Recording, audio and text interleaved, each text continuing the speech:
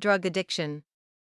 When looking at drug use, drug abuse, drug dependency, and drug addiction, one finds that there are many divergent opinions about these terms and how they identify the drug-using behaviors of the public.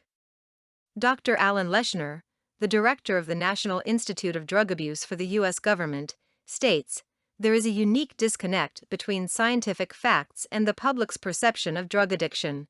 From a lecture in March 1998 at the National Institutes of Health, Dr. Leshner explained how brain function is modified by drug use and how that change persists after an individual stops taking drugs.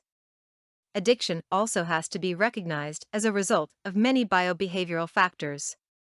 Dr. Leshner said a user does not have control over the change when voluntary drug use becomes a compulsive addiction. He likens the change to a flip of a switch, although the change may be a result of opponent processes where changes have accumulated over time. Regardless, Dr. Leshner believes it is important that people understand that once addicted, a person is literally in a different brain state.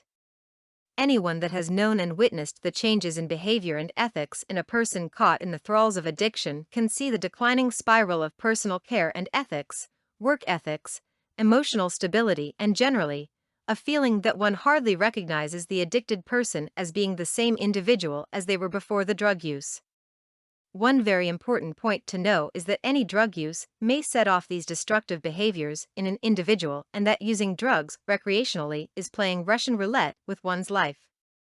The effects of these poisons on the brain and nervous system are always destructive, but the timeline of when the effects will be obvious varies from immediately to, sometimes, after years of casual use.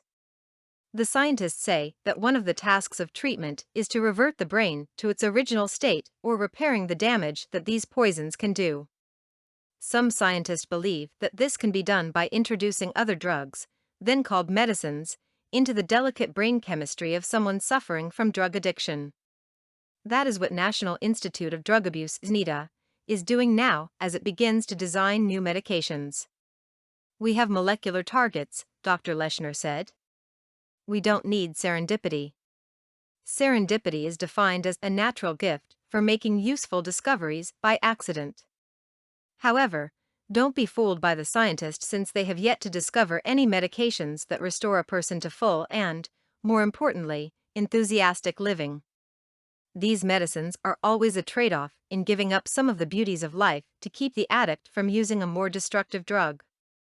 For a total cure, one should pursue getting the original poisons out of the body and letting the body's natural repair mechanism restore the person to his original, functional, and loving self. For more content like this, please visit learnforfree.biz. Content produced and distributed by AllSuperInfo. All rights reserved. Discover the proven formula for automated sales and success that you can apply to your business in under 30 minutes. Reserve your seat at allsuper.info/webinar.